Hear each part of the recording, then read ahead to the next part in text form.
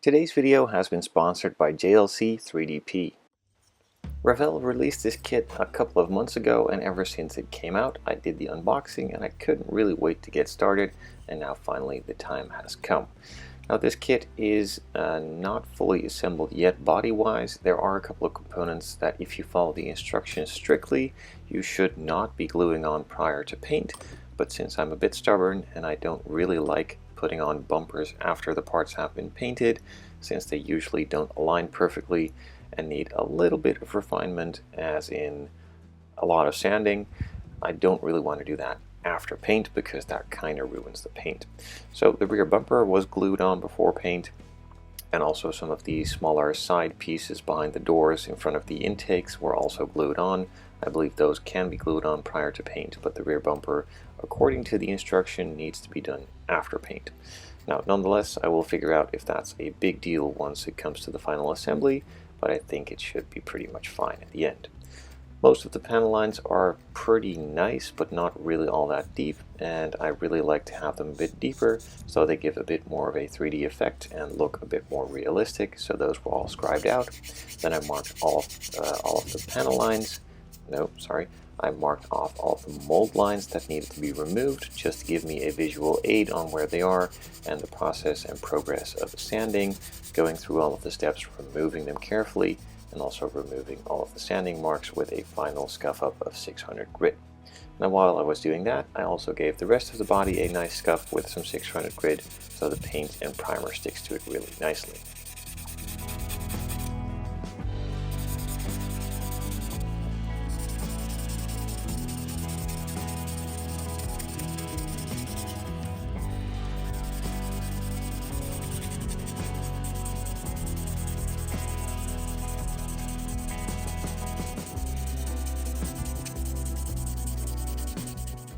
For the primer I will be using Mr. Surfacer or just Mr. Hobby, and in this case they're 1200. This is a gray primer which works really nice. It is thinned down about 50-50 with leveling thinner from Mr. Hobby, and sprays out really nice, covers super quick, gives a smooth result, and is also a really quick drying primer, so that can speed up the process nicely and also makes it a lot easier and quicker to sand it afterwards and move on to the color stage.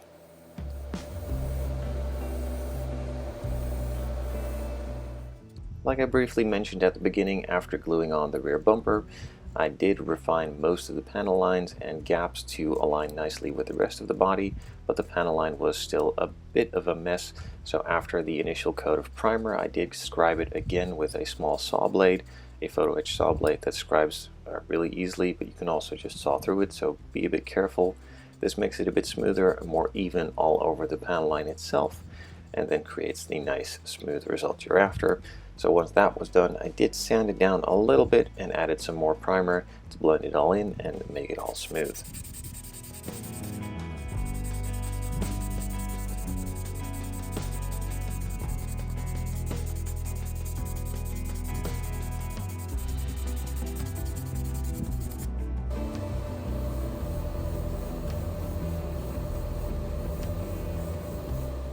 For the paints on this project, I will be using the new Cobra Motors paint line from Ammo by MIG.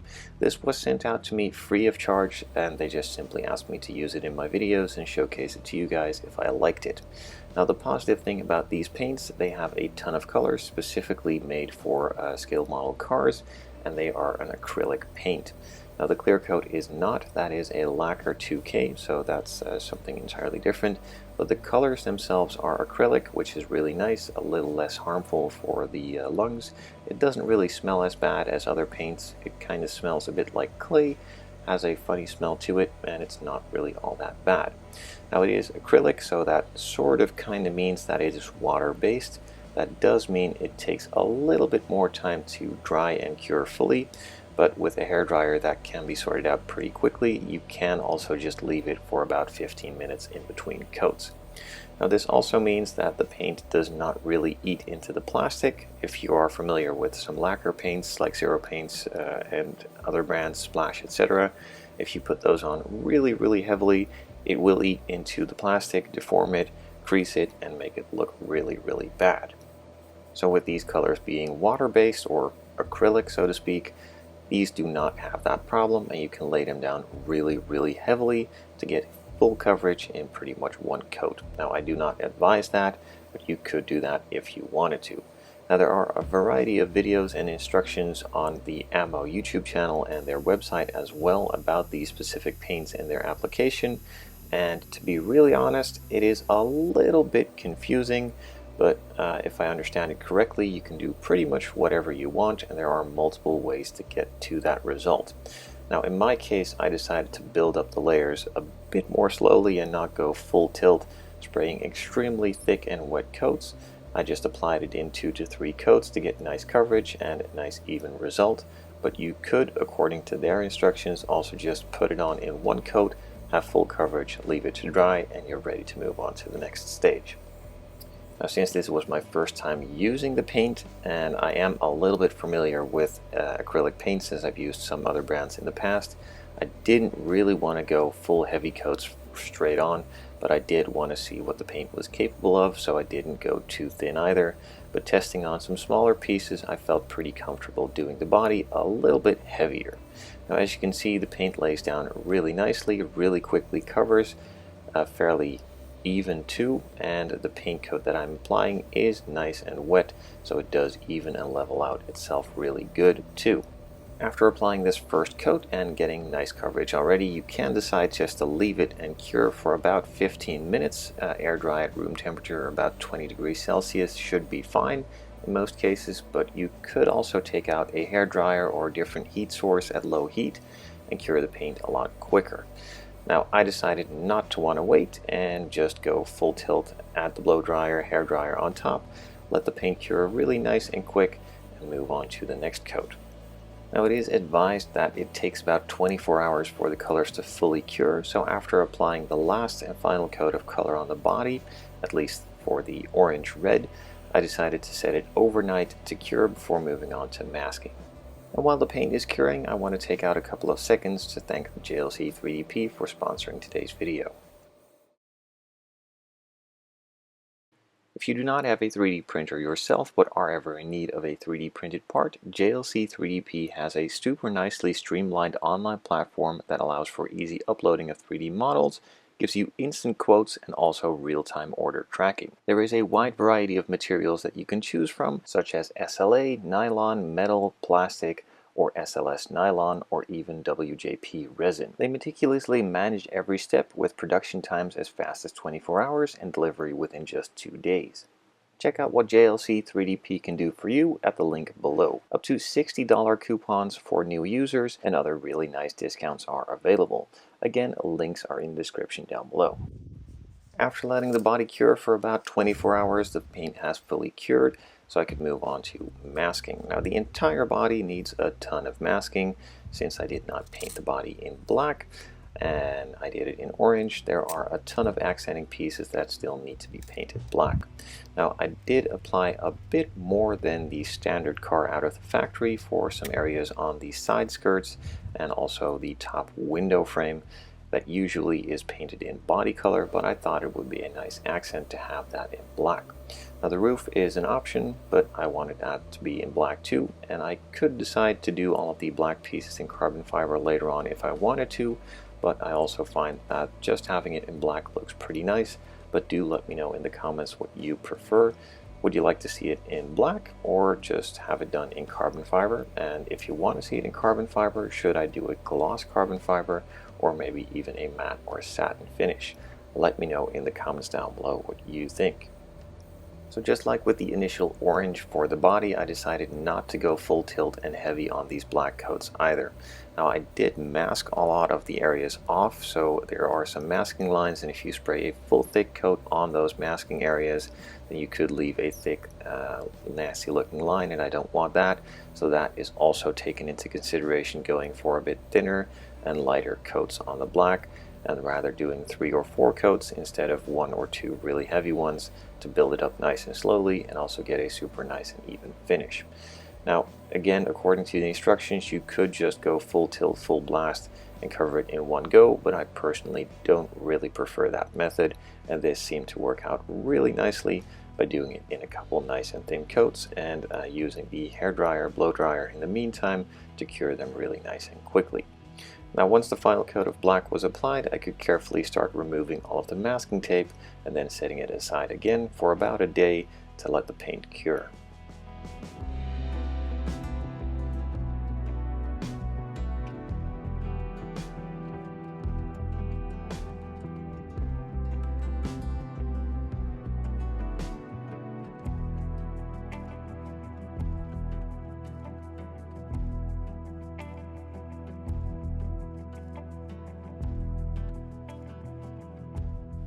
Most of you will probably be familiar with the Ammo by MIG paints and also other materials they have for sale, and they sent out a sample pack to me for some of the brushes, some masking tape, and also a ton of paints.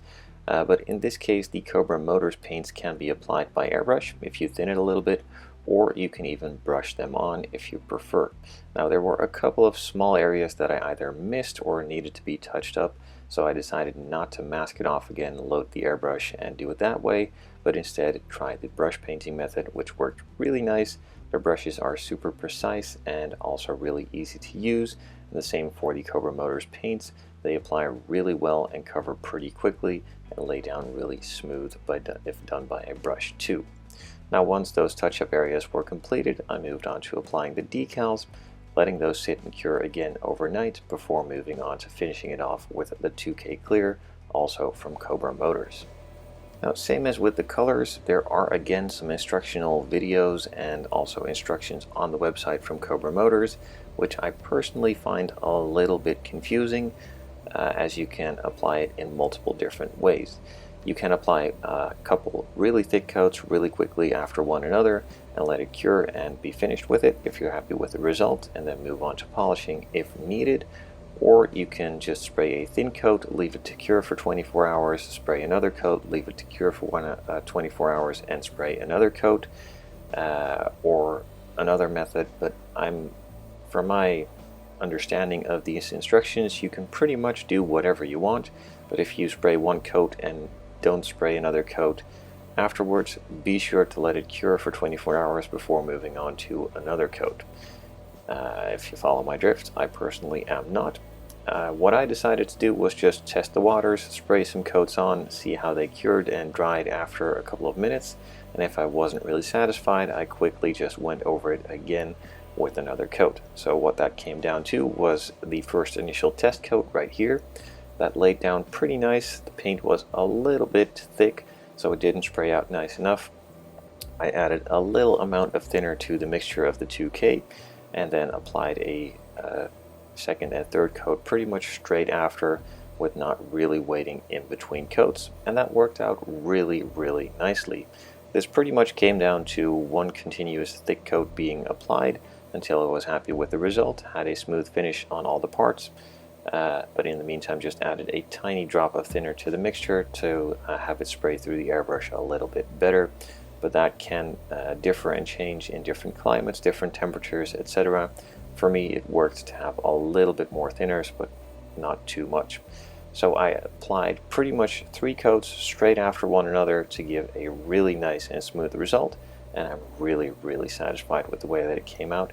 It is incredibly smooth and has a super nice finish. Now for some this might be a bit too thick and a bit too glossy, but I personally like it this way, and I'm really happy with these paints, and I will be using many more of them in the future on other projects, and specifically in this case on this project as well, for the interiors, the chassis, and most of the other bits too. Now since I haven't really done anything to the interior, or I have done nothing to the interior and other bits of this kit yet, what would you like to see for the interior? I'm thinking of a light medium gray with a lot of black, but I could also go for a tan, a white, or a really light gray. But I'm really keen to seeing your input, so let me know down in the comments below. I'm also going to be changing some other parts on the kit. I'm not a really big fan of the wheels, they don't look bad, but I want to go for a bit more of a custom and meaner look. So I will probably be 3D printing some new wheels.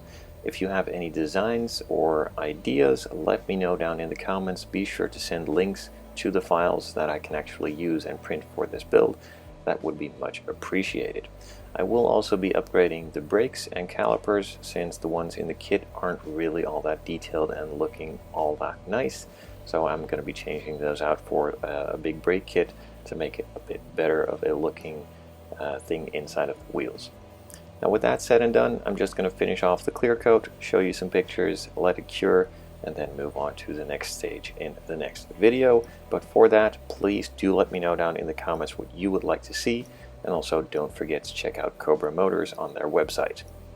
Now also, on a final side note, as you know, I have my TSMC webshop where you can buy most of the products shown in this video, and I'm kind of thinking of adding the Cobra Motors line of paint to the webshop. If you are interested in this, please do let me know. Your input helps a lot for the webshop and the assortment of products that we sell there.